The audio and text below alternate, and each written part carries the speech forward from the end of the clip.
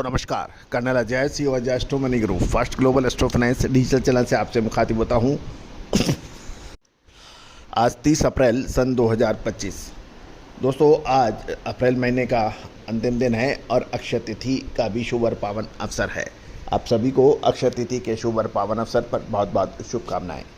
दोस्तों oil seeds और edible oil के ऊपर देश का सबसे अग्रणी और महत्वपूर्ण चैनल जो पाम तेल, सोया तेल, मूंगफली तेल, कैस्टर तेल, सरसों तेल, cotton wash, cotton seed oil, इन पर सभी लगातार अपडेट और विश्लेषण आपको देता है।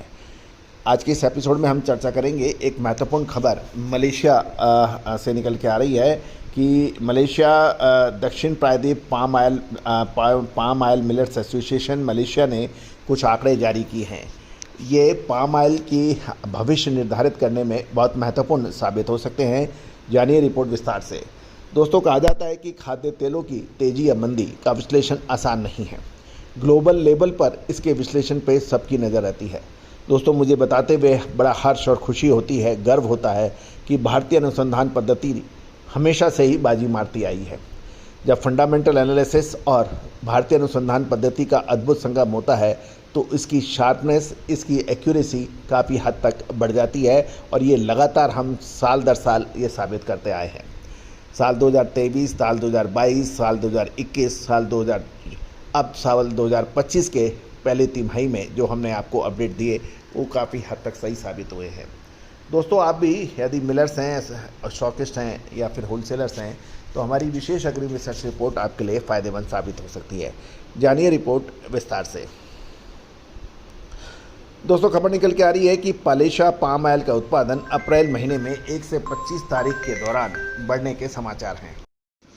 दोस्तों खबर यह निकल के आ रही है कि मलेशिया में पाम ऑयल का उत्पादन 1 अप्रैल से 25 अप्रैल के दौरान लगभग 14.74% बढ़ गया है।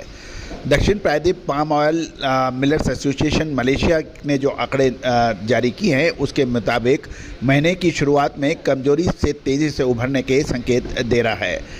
गौरतलब है कि यदि हम देखें उत्पादन में पाम ऑयल की वृद्धि का क्या नतीजा निकल रहा है। मलेशिया में पाम ऑयल उत्पादन में वृद्धि हुई है जो 14.74% है। 1 अप्रैल से 25 अप्रैल के दौरान जो दक्षिण प्रायद्वीप पाम ऑयल मिलर्स एसोसिएशन के आंकड़े बता रहे हैं। वृद्धि का कारण जो फल मंच जिसे FFB कहते हैं उसमें उसकी पैदावार में 12.46% की वृद्धि हुई है और तेल निष्कर्षण दर जिसे OER में 0.37% अंकों का सुधार बताया जा रहा है। अप्रैल महीने के अंदर नवीनतम आंकड़े से ये भी पता चल रहा है कि अप्रैल में मलेशिया में पाम ऑयल में उत्पादन में तेज़ी से वृद्धि हुई है।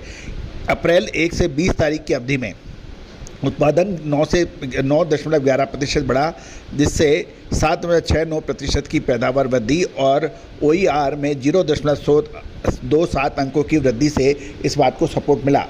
मध्य महीने में अप्रैल में यानी 1 से 15 तारीख के बीच में उत्पादन 3.97% की वृद्धि दिखाई जो 3.34% की वृद्धि और OER में 0.12 अंक की वृद्धि के कारण थे। यदि हम शुरुआती दौर पर देखें तो अप्रैल से 5 अप्रैल के दौरान उत्पादन में तेज गिरावट थी।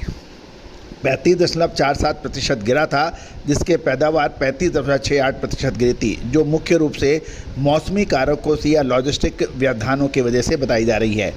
दोस्तों पैदावार और यील्ड की जो बात नज़र आ रही है इससे निरंतर सुधार से पता चल रहा है कि कटाई गतिविधियां और मिलिंग में लगातार सुधार हो रहा है जिससे अप्रैल में उत्पादन वृद्धि हुई है। हालांकि बढ़ते उत्पादन से पाम ऑयल की कीमतों पर दबाव बढ़ गया है और प्रमुख निर्यातक बाज़ारों में मांग वृद्धि कमजोरी की दिखाई दे रही है। दोस्तों आपको याद होगा हमने आपको मार्च महीने के मध्य में मार्च महीने के अंतिम सप्ताह और अप्रैल महीने के प्रथम सप्ताह के आसपास अच्छी तेज़ी का अग्रिम विश्लेषण दिया था जो कि अक्षर सत्य साबित हुआ और पाम तेल की जो लगातार तेज़ गिरावट थी उत्पादन में वो 6 अप्रैल से उसमें लगातार बढ़त देखी गई है। ये आंकड़े बता रहे हैं। मई का महीना खाद्य तेलों के लिए बहुत महत्वपूर्ण साबित होगा। ऐसा मानना है। दोस्तों, आप लगातार हमारे चैनल को देखते हैं, अपडेट देखते हैं। मुझे खुशी है कि आप बहुत बारीकी से हमारे चैनल को देखते हैं, समझते हैं, सराहते हैं। चैनल को सब्सक्राइब कीजिएगा। विशेष अग्रिम रिसर्च रिपोर्ट के लिए संपर्क कीजिएगा। All the very best, good luck, happy trading.